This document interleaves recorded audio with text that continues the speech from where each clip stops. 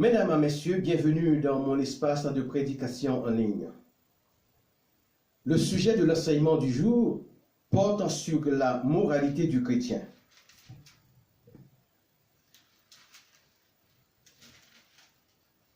C'est pourquoi je vous invite à ouvrir votre Bible avec moi au chapitre 4 du prophète Osée, où nous lisons les 7 premiers versets.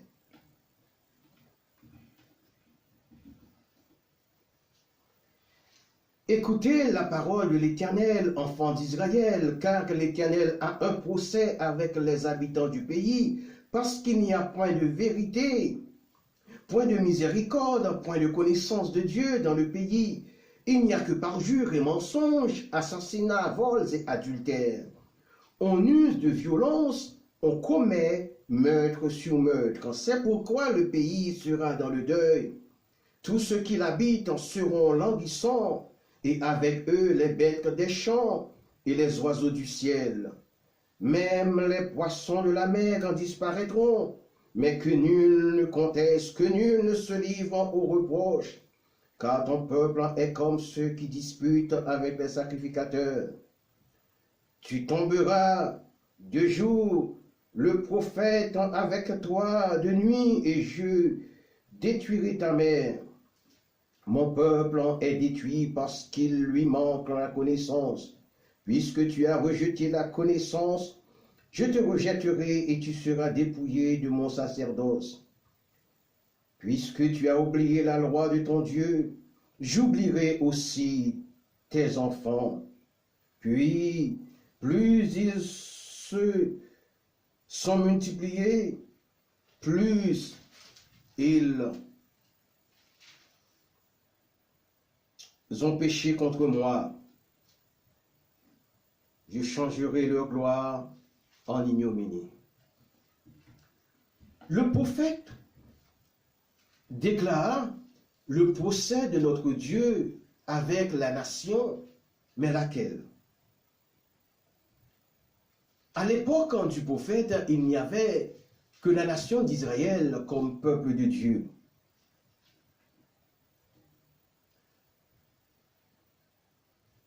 Après que la grâce est venue avec Jésus, les païens ont intégré l'Assemblée de Dieu lors de la propagation de l'Évangile dans l'ère apostolique. De cette évidence, païens et juifs forment l'Église, le peuple de Dieu. Aujourd'hui, le peuple dont il est question, c'est nous autres, qui croyons en la consubstantialité du Père, du Fils et du Saint-Esprit. Si une plainte a été déposée contre le peuple d'Israël en ce temps-là, c'est qu'il lui manquait 3 vertus qui sont la vérité, l'honnêteté et la connaissance.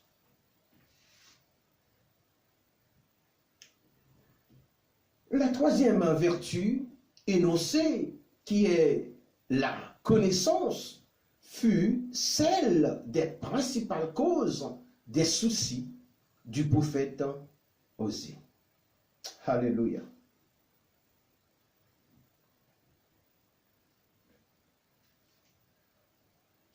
Donc, il souligne au 5e verset de son livre, par les 3 propositions suivantes. Elles sont indépendantes, bien entendu, ces propositions. Je cite. Tu tomberas de jour, le prophète avec toi tombera de nuit, et je détruirai ta mère. L'expression « tu tomberas de jour » veut dire dans les jours où tout va bien, et l'expression « le prophète avec toi tombera de nuit », cela se traduit par les jours d'affliction avec le faux prophète. Et la juxtaposition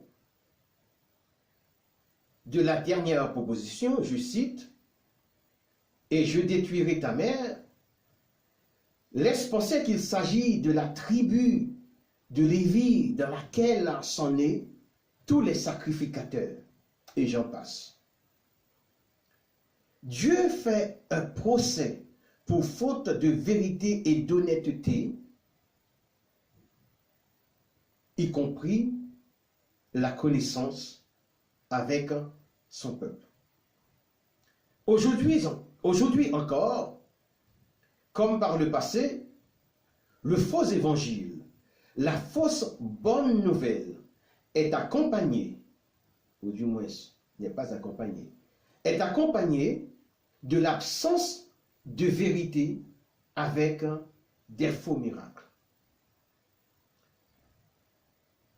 Selon Matthieu chapitre 24, verset 24, il nous est dit, « Car il s'élèvera de faux Christ et de faux prophètes, ils feront de grands prodiges et des miracles au point de séduire, s'il était possible, même les élus. »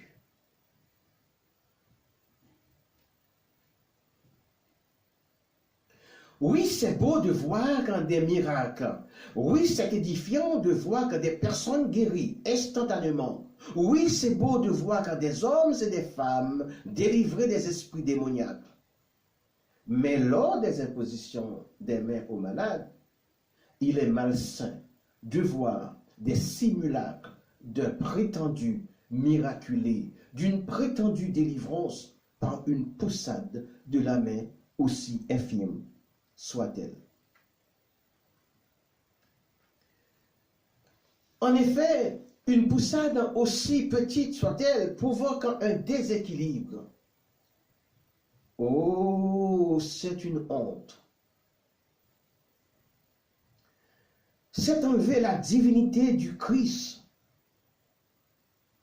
C'est faire de lui non pas un consommateur de la foi, mais de duplicité.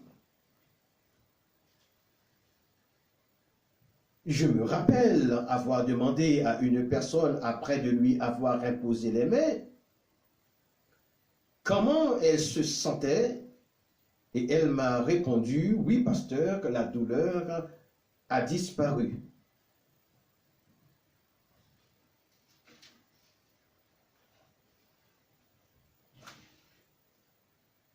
Et j'ai discerné que cela n'était pas le cas. Alors, je lui ai dit,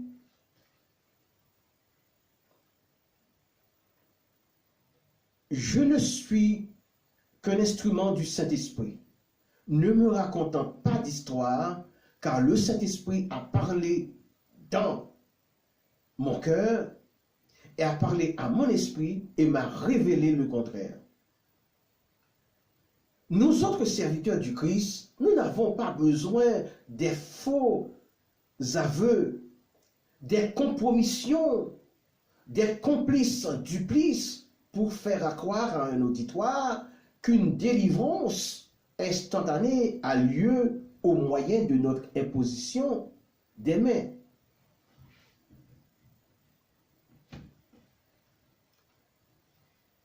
L'imposition des mains est un acte lent et tendre, fait dans l'amour du Christ. Cet acte est accompagné par le Saint-Esprit. Nous voyons l'imposition des mains comme un acte d'amour et de tendresse, mais les démons le voient venir comme une épée. Laquelle épée est celle de l'Esprit qui est la parole de Dieu, selon Éphésiens 6, verset 17, et qui est aussi l'âme offensive des chrétiens.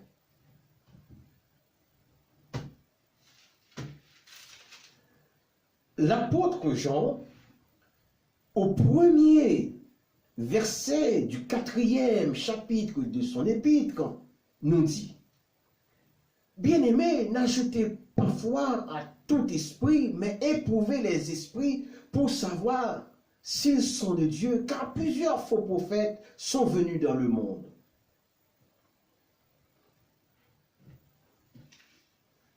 En ce qui concerne les prophètes, il faut savoir que dans l'Ancien Testament, les prophètes étaient aussi connus sous l'appellation des voyants.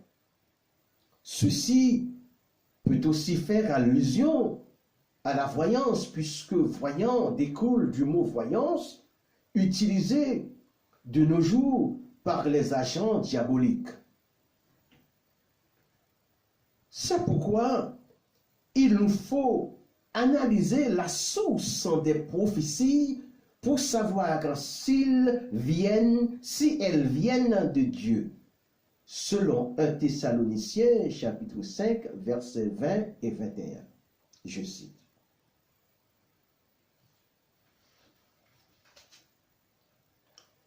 Ne méprisez pas les prophéties, mais examinez toutes choses, retenez ce qui est bon. Donc, le mot voyance est écarté du monde évangélique. Pour rappel,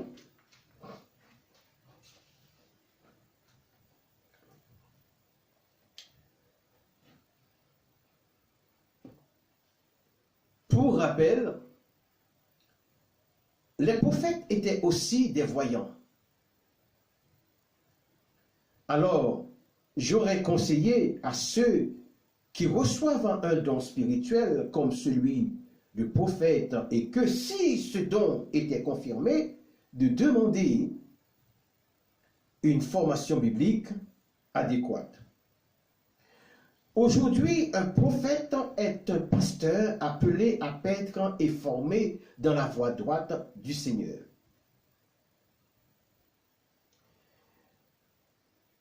Comme fut le cas d'Apollos, selon Actes chapitre 18, verset 26, je cite, « Il commença donc à parler avec hardiesse dans la synagogue, et quand Priscille et Aquilas l'eurent entendu, ils le prirent avec eux et lui expliquèrent plus particulièrement la voie droite de Dieu. » Bien sûr qu'il avait l'art de parler, bien sûr qu'il avait une rhétorique de persuasion, mais il fallut qu'on lui expliquât les précisions.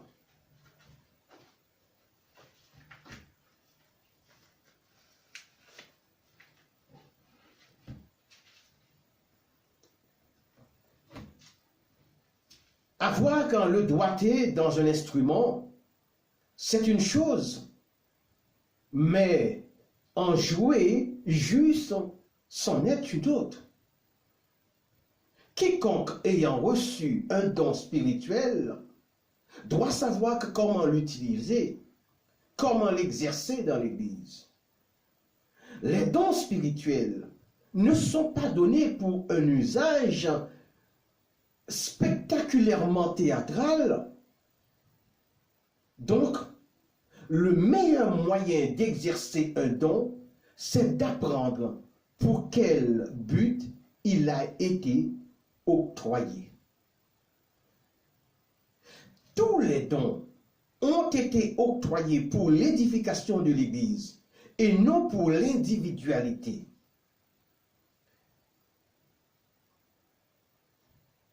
Le Nouveau Testament est clair à ce sujet. C'est pour l'édification collective et non individuelle.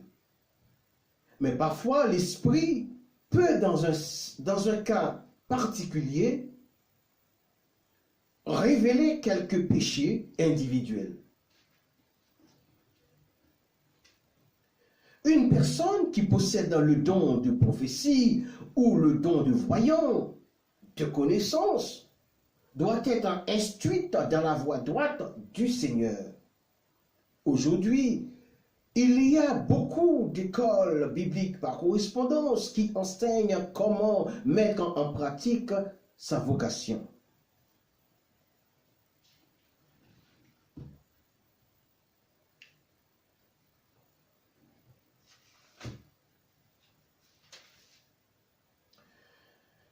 Et ensuite, il faut savoir que certaines appellations n'existent plus de nos jours. Particulièrement, ce sont les prophètes et les apôtres. En ce qui concerne les prophètes, le Nouveau Testament ne mentionne que très peu.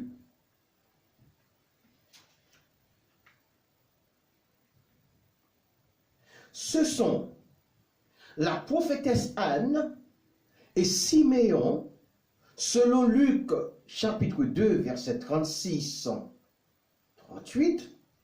puis Jean-Baptiste, le précurseur de Jésus, le Messie, selon Luc chapitre 7, verset 26. Je cite.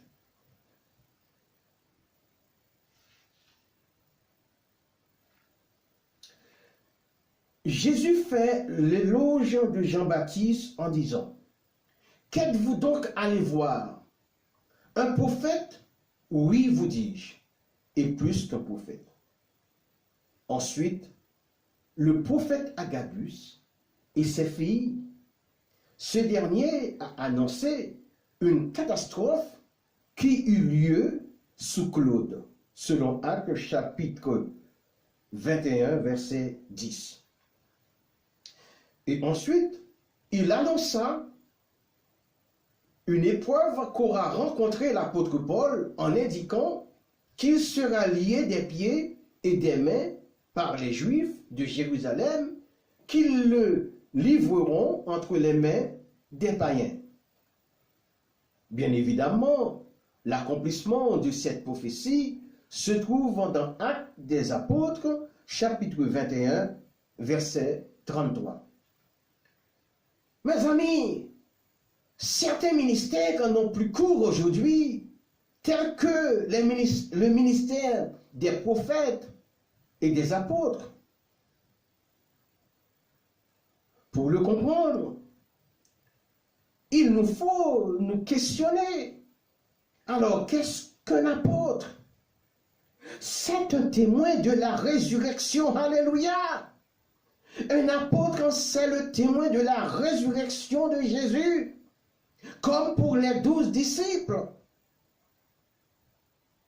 C'est un homme ayant reçu, c'est un homme qui a reçu la révélation du ressuscité, comme fut le cas de l'apôtre Paul. Marc l'évangéliste était un jeune garçon à l'époque où Jésus fut arrêté. Alléluia. Marc et Luc étaient-ils des apôtres pour autant? La réponse est non. Car ils ne font pas partie des 12 disciples qui ont été choisis. Alléluia. Matthieu et Jean étaient-ils des prophètes? Étaient-ils, des apôtres? Oui. La réponse est oui, ils étaient des apôtres. Car l'un et l'autre ont été choisis et ils furent des témoins oculaires de la résurrection du Christ. Maintenant, quelle fut leur tâche? C'était pour qu'en poser les fondements de l'Église.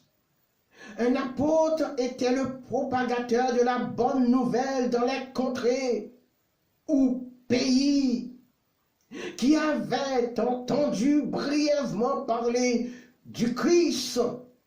Alléluia, sans connaître cette vérité en profondeur et n'avoir jamais été auparavant évangélisé.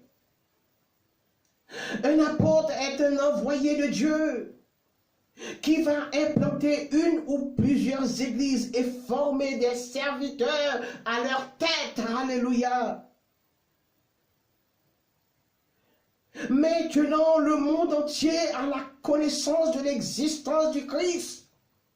Donc, le rôle des apôtres n'est plus nécessaire, mais celui des évangélistes et des pasteurs pour conduire le peuple de Dieu.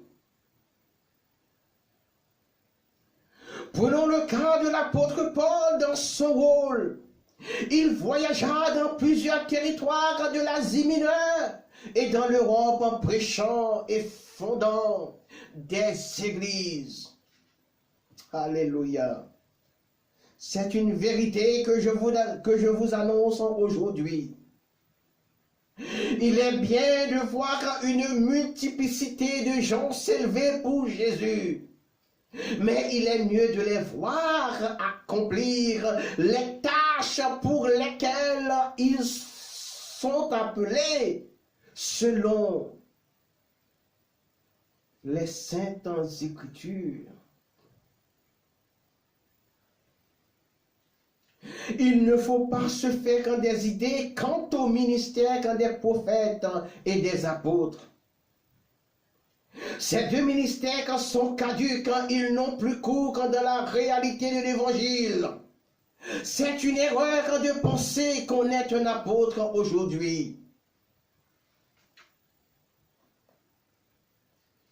En ce qui concerne les dons de prophétie dont on parle aujourd'hui et qui sont lus dans les épîtres, il s'agit du don octroyé pour une utilisation commune, d'où l'édification de l'Église.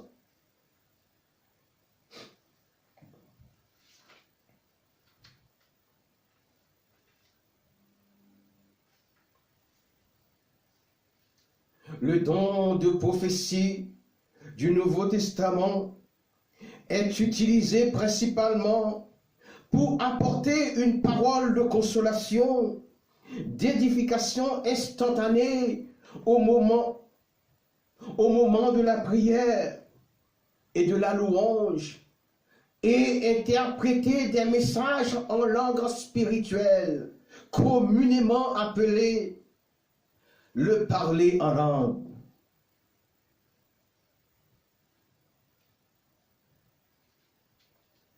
Le parler en langue est incompréhensible parce que ce ne sont pas des messages en langue littéraire, mais en langue spirituelle. Dans le même esprit, celui qui a le don de prophétie l'interprète sous l'inspiration du Saint-Esprit pour l'édification de l'Église.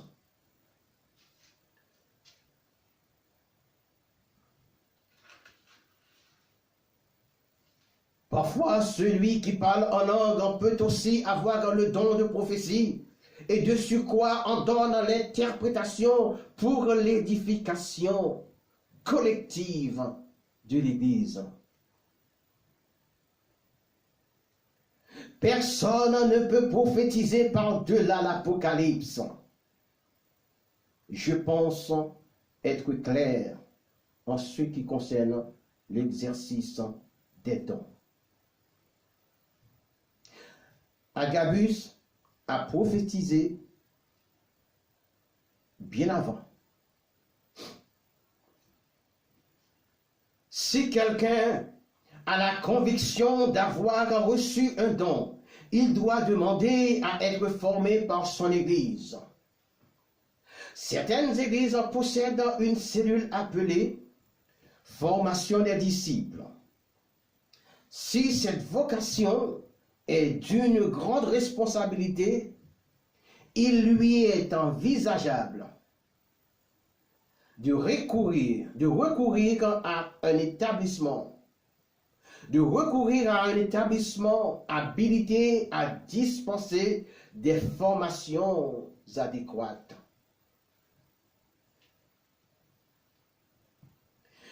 Toute personne ayant reçu une vocation doit se faire instruire en conséquence.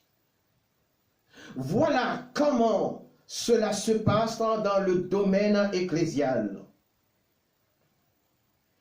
Le don en premier, l'appel en second lieu, la formation en troisième position, puis en dernier lieu, l'entrée en ministère. C'est tout à fait contraire du monde sociétal où la formation est en premier lieu, l'appel est en seconde position, puis l'embauche en dernier lieu. Dans le domaine spirituel, c'est tout d'abord le don, l'appel, la formation, puis l'ordination ou la consécration.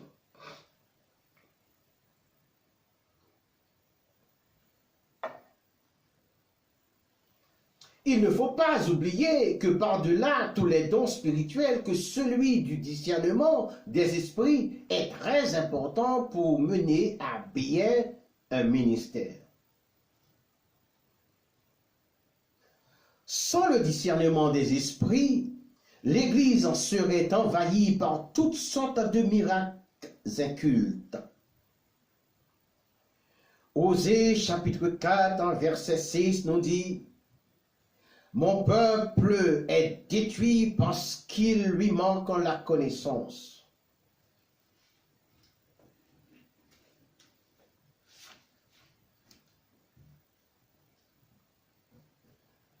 Puisque tu as rejeté la connaissance, je te rejetterai et tu seras dépouillé de mon sacerdoce. Puisque tu as oublié la loi de ton Dieu, j'oublierai aussi tes enfants.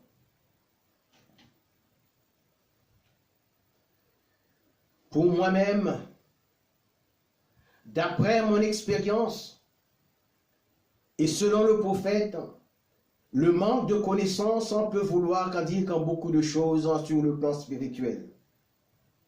Primo, on ne comprend pas les lignes scripturaires et on dénature leur sens. Deuxièmement, on lit les Saintes Écritures, mais on ne comprend pas de qui elles parlent. Ici, c'est un manque de connaissance. Tertio, on ne comprend point les grandes lignes prophétiques et on interprète mal les commandements, la loi et les prophètes, les préceptes et les ordonnances. Il faut savoir que les prophéties de l'Ancien Testament traitent particulièrement, alléluia, avec la personne du Christ.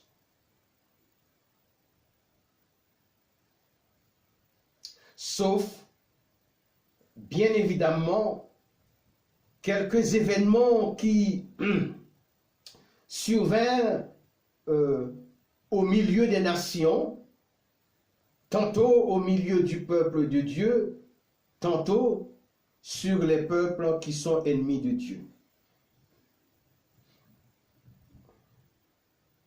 Faute de connaissance, mon peuple meurt.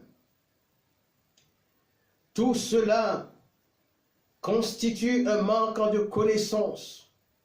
Certains font la confusion entre l'Ancien et le Nouveau Testament. Il faut souligner qu'en matière des prophètes,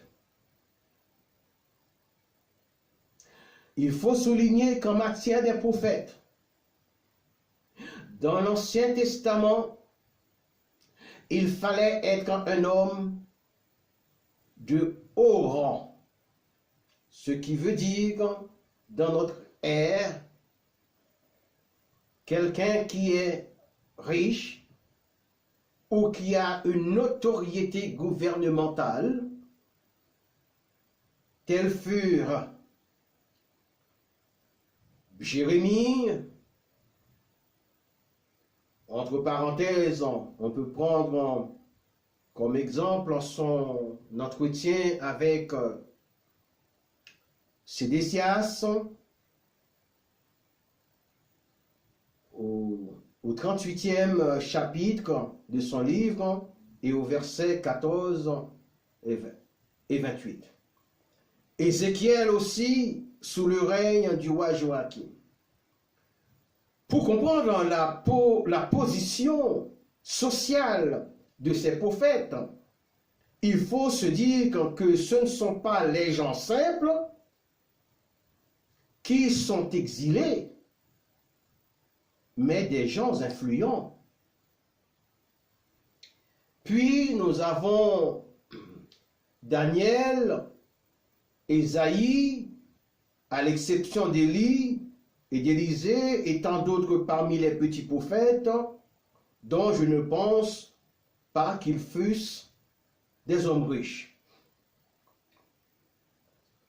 Nous pouvons citer d'autres personnages comme Abraham, David et Job.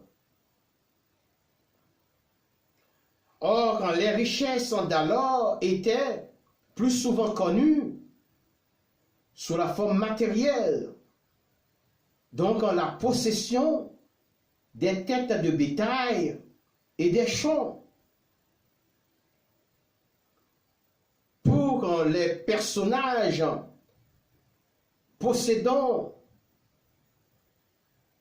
une autorité religieuse, judiciaire et administrative, nous pouvons citer les juges, pour les plus connus, Samson et Déborah.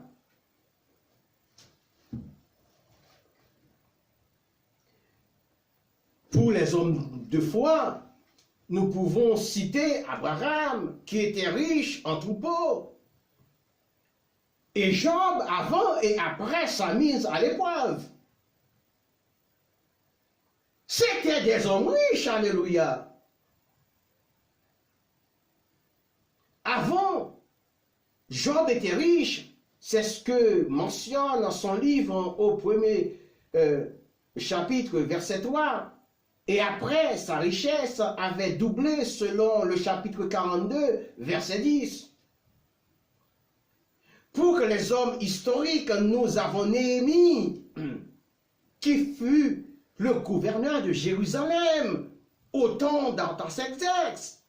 Puis, alléluia, Esdras, le sacrificateur qui accompagna hors d'exil Zorobabel, gouverneur d'alors de la province de Judée, alléluia. Ce n'étaient pas des pauvres. Si vous êtes riche et que vous voulez servir que Dieu, vous prenez alors une très bonne décision. Pour ce faire, vous devez consulter les recommandations de l'apôtre Paul dans sa première épître à Timothée, chapitre 6, versets 17, 18 et 19. Et j'en passe. Alléluia.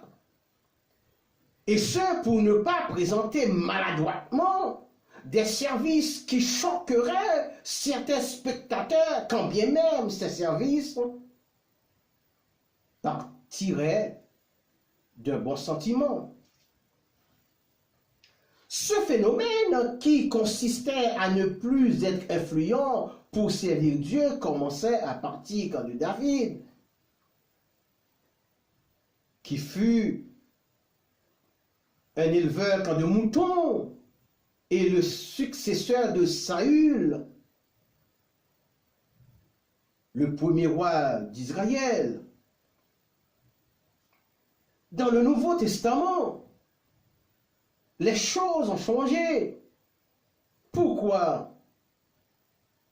Parce que cet état de fait, consistant à être influent et notoire pour servir Dieu, n'est plus d'actualité à partir du moment où Jésus commença son ministère terrestre. Alléluia, il cita les 2 premiers versets d'Ésaïe 61. Pour nous faire comprendre que les choses doivent être déroulées de façon chronologique, il s'arrêta, il arrêta sa lecture en plein milieu du 2e verset du chapitre 61 d'Ésaïe. Pourquoi n'a-t-il pas cité le reste dans les évangiles?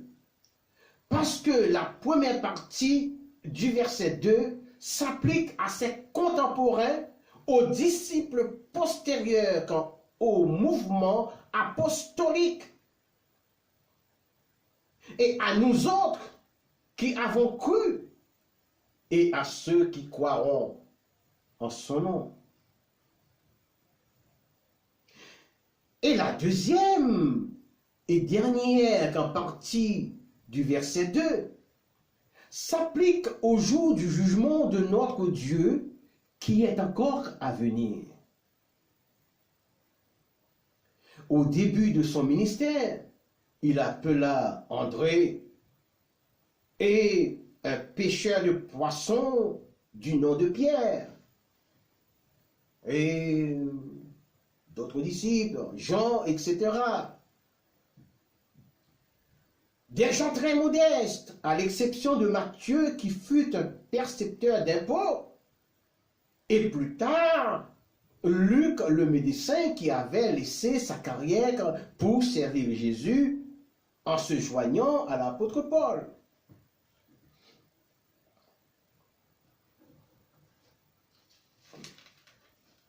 Donc,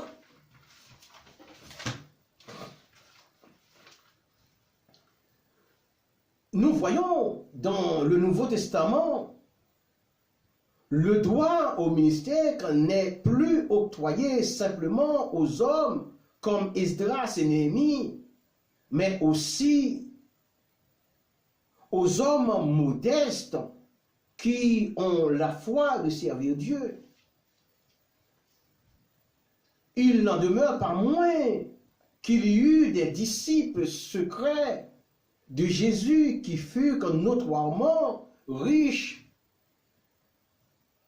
notamment Joseph d'Arimathée.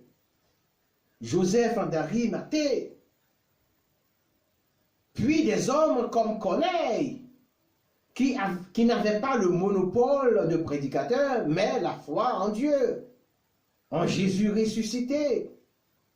Alléluia. Faute de connaissance, mon peuple meurt. Cela signifie qu'aujourd'hui, par manque d'enseignement, les enfants de Dieu, quoique protégés par le sang de Jésus, sont assujettis à tous les vents de doctrine. Croient à tout type de miracles qui ne viennent pas de Dieu, qui n'ont aucun rapport avec la lumière des Saintes Écritures. Quand bien même certains prononcent le nom de Jésus, il est ressenti comme ne venant pas du cœur, mais des lèvres menteuses. Les francs-maçons prononcent le nom de Jésus dans la bouche, mais le maudissent dans leur cœur. On rencontre un certain nombre de pasteurs. Alléluia. Un certain nombre de pasteurs aujourd'hui qui sont des francs-maçons, des marabouts, des voyants et ceux qui obtiennent des puissances chez des sorciers pour attirer le plus grand nombre d'adeptes. Je sais de quoi je parle, car je fus involontairement témoin d'un fait analogue il y a environ 38 ans de cela. Cet événement est détaillé dans la 3e édition de mon livre intitulé « Sur le chemin de la saine doctrine ». C'est à la lumière du Saint-Esprit que les faux sont démasqués. Éprouvez les esprits pour savoir quand ils viennent de Dieu. Des hommes qui font des miracles visiblement au nom de Jésus, mais invisiblement et de manière inaudible le maudissent. Le fait de maudire au nom de Jésus, le fait de dire au nom de Jésus, ne pèse pas trop lourd dans la balance aujourd'hui, parce qu'il y a des blasphèmes. Dieu dit qu'il faut l'adorer en esprit et en vérité, selon Jean chapitre 4, verset 24. Celui qui honore Jésus sur les lèvres et le maudit dans son cœur n'est pas honnête avec lui-même. Il est bien entendu sur la pente de l'effondrement. On rencontre beaucoup d'individus qui sont des orateurs et font des discours théologiques, mais qui, en profondeur, n'ont aucune base dans de la foi chrétienne. Sur le plan de miracles, on peut beau en faire avec des dieux étrangers. L'adversaire de nos âmes peut aussi donner du pouvoir à certains individus pour un gain, parce que l'on sait aujourd'hui que certaines personnes sont plus aptes à choisir la voie de l'Église comme échappatoire que le temple de Satan. Alors, celui-ci, je veux dire Satan, les attend dans des fausses églises. C'est pourquoi il est recommandé aux enfants de Dieu de prendre l'exemple des Juifs de Bérée qui avaient des sentiments plus nobles que ceux de Thessalonique, selon Actes des Apôtres, chapitre 17, verset 11.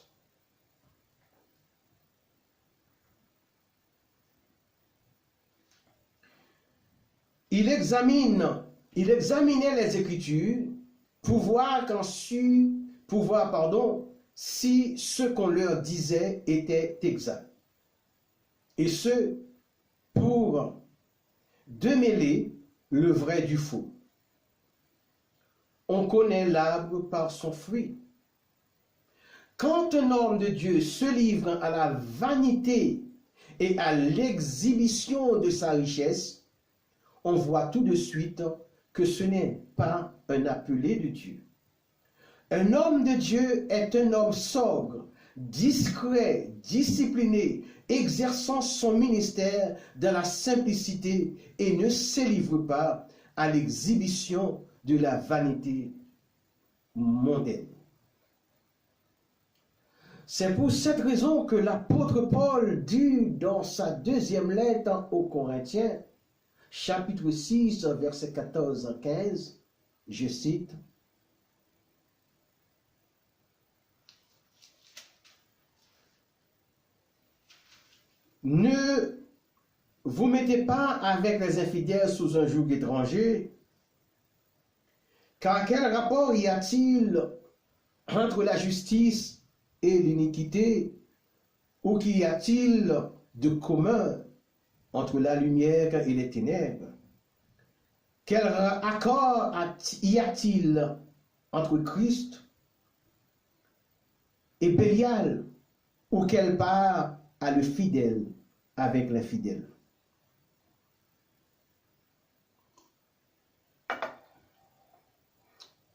Ensuite, l'apôtre Paul rappela à Timothée que certains vêtements portés par des femmes sont à proscrire. De façon rudimentaire, il nous faut aussi connaître l'arbre par son fruit.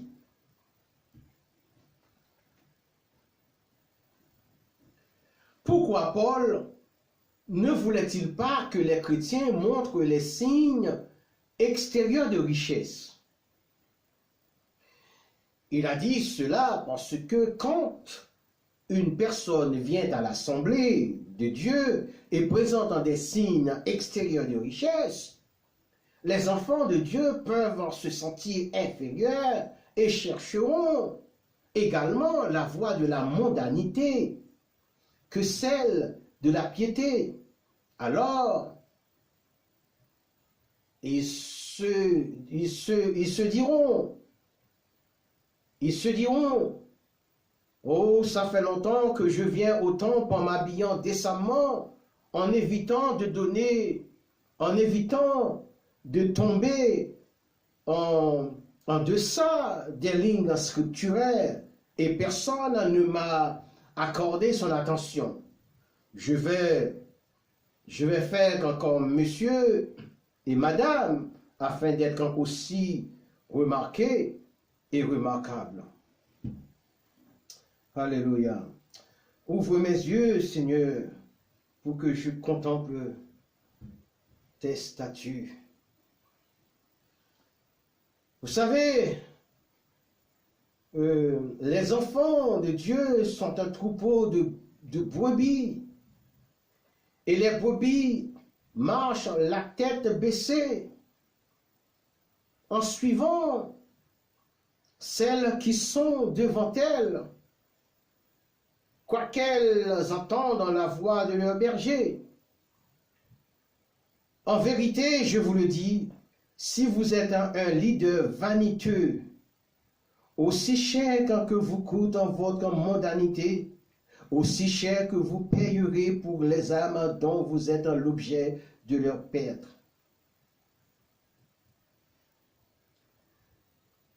Bien entendu, vous êtes libre de faire ce que vous voulez, mais il est dit dans 1 Corinthiens chapitre 8, verset 9, « Prenez garde toutefois que votre liberté ne devienne une pierre d'achoppement pour les faibles. » Aujourd'hui, le niveau de platitude des gens est tellement élevé qu'ils regardent le plus souvent à ce qui tape à l'œil, à ce qui tape à l'œil, en négligeant tout ce qui vient du cœur. Honnêtement, j'ai du mal à croire qu'un serviteur de Dieu puisse en tomber dans l'exhibitionnisme matériel de son gain. J'ai lu le témoignage d'un milliardaire quand j'étais tout jeune chrétien dans un livre que je ne possède plus. Oh, il y a environ 36 ans et 37 ans. Ce riche en personnage s'était choisi une grande caisse en potable et une petite pour chaise. Il s'est dit, je cite, « Je préfère vivre modestement que de savoir qu'un grand nombre mourra sans la connaissance de Jésus le Christ. Car en vérité, tout ce qui m'importe, c'est de contribuer afin qu'un grand nombre de personnes à travers le monde soient sauvées et gagnées pour Christ. » L'histoire nous dit qu'un serviteur de Dieu avait reçu des dons qu'il employa tout de suite aux œuvres de Dieu, notamment pour construire plusieurs orphelinats. Il n'a jamais fait une requête de dons, mais tout lui venait sous forme d'offres de services tant en nature qu'en numéraire à la suite des prières incessantes.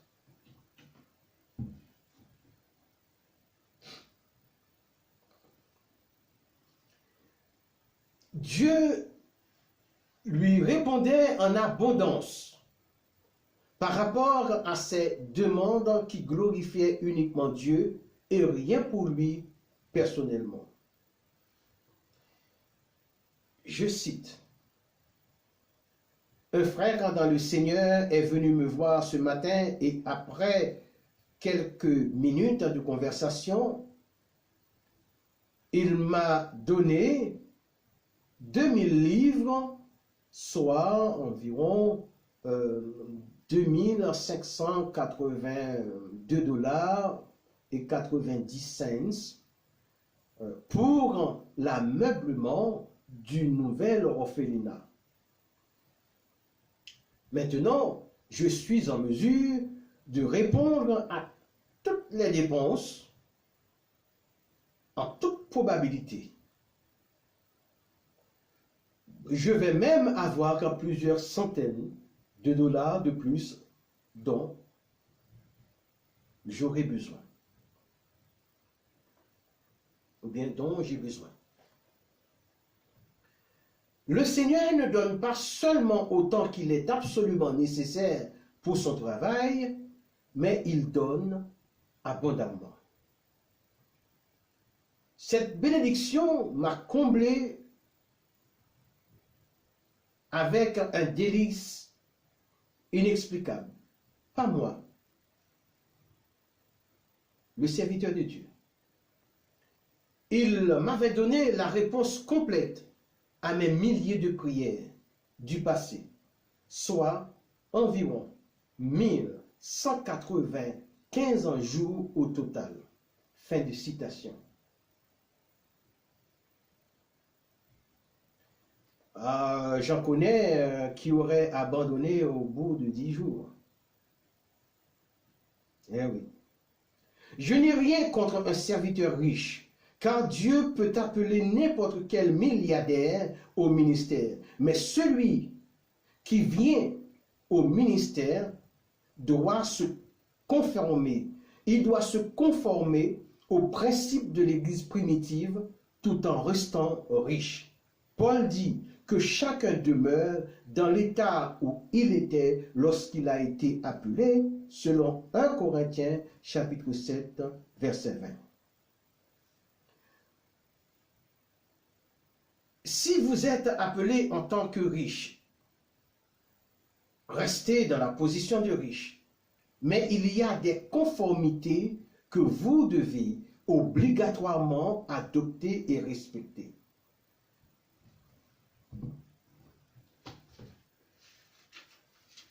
Vous devez être à la table du Seigneur avec les moins fortunés que vous, sans préjugés. Mais à la fin du repas du Seigneur, chacun pourra reprendre sa position sociale, comme bon lui semble. Si vous êtes appelé en tant que pauvre, acceptez-le, mais si vous pouvez devenir moins pauvre, tant mieux, pourvu que ce soit fait dans la justice et l'équité. Nous pouvons prendre l'exemple d'Onésime qui retourna chez son maître ou employeur. Selon Paul, Onésime doit être reçu non plus comme un esclave, mais comme supérieur à un esclave, comme un frère bien-aimé. Selon Philémon 1, verset 16. Aujourd'hui, nombreux sont des hommes influents, servant Dieu maladroitement. auquel un grand nombre de personnes se sont jointes.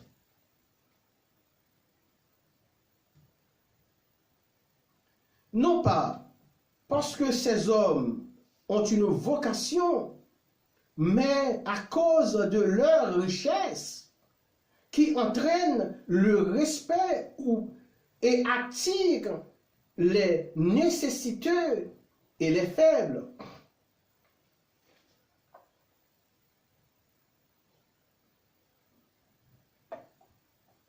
De ce fait,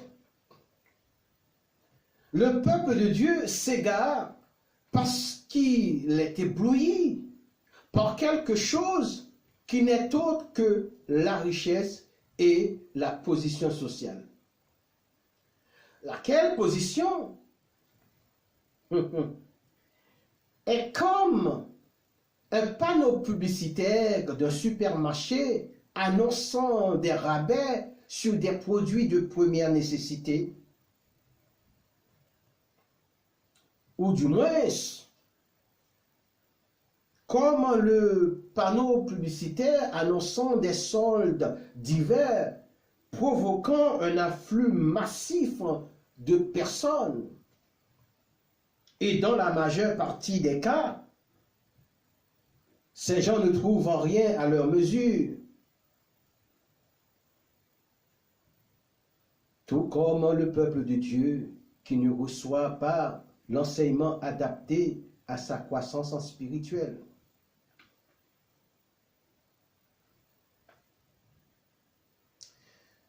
Oh, je serre ta parole dans mon cœur afin de ne pas pécher contre toi, Seigneur.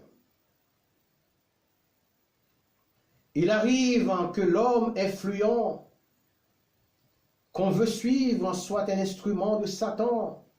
Donc, il est recommandé aux enfants de Dieu de rechercher la qualité au lieu de la quantité. En ce qui concerne le ministère de guérison ou le don de miracle, l'enfant de Dieu doit faire attention quant à l'origine de tel ou tel miracle, car certains d'entre eux ne glorifient pas Dieu. Souvenez-vous que lorsque Moïse était arrivé chez Pharaon avec le bâton au moyen duquel il opérait des miracles, et que Pharaon lui avait dit,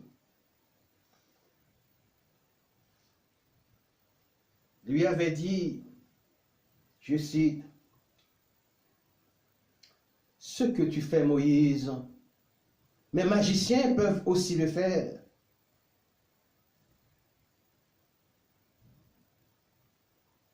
Puis ils appela ces hommes qui firent aussi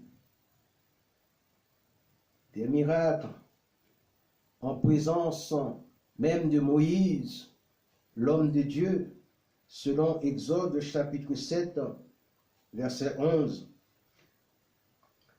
Tout cela pour vous dire que les miracles peuvent aussi être opérés par les agents de Satan sous quelque forme que ce soit.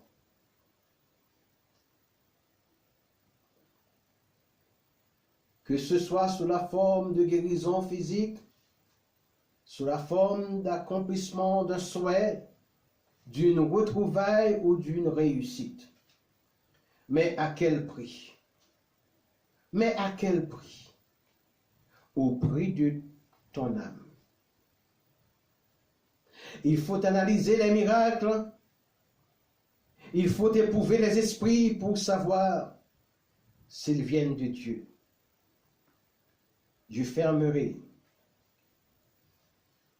cette prédication avec une exhortation en me servant de l'une des clés de l'apôtre Jean qui se trouve au 18e verset du 2e chapitre de sa première épître.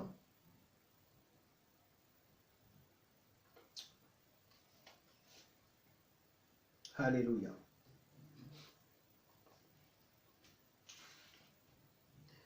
Mes petits enfants, c'est la dernière heure Et comme vous avez appris qu'un antéchrist en vient, il y a maintenant plusieurs antéchrists. Par là, nous connaissons que c'est la dernière heure. Chers amis, chers grands frères, grands et sœurs, soyez vigilants. Que la paix de Dieu, qui surpasse en toute intelligence, garde vos cœurs et vos pensées en Jésus-Christ. Amen.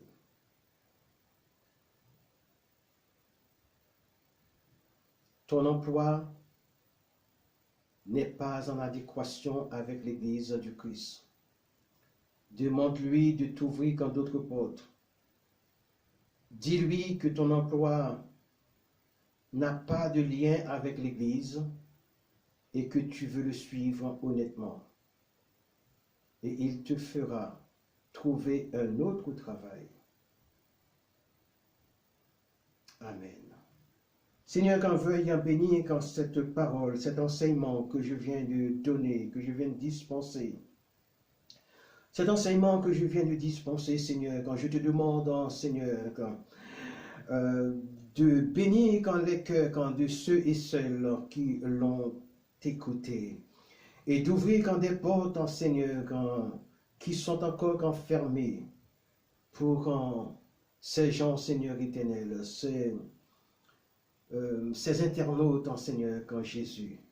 Je te demande une liberté totale, Seigneur, pour eux. Une liberté intérieure, une liberté spirituelle, Seigneur éternel, notre Dieu. Qu'ils ne soient plus tenus captifs, mais que ton esprit les libère. Au nom de Jésus. Et maintenant, soyez bénis au nom de Jésus, à qui appartiennent toute la gloire et l'honneur au siècle des siècles. Amen. À bientôt, j'espère.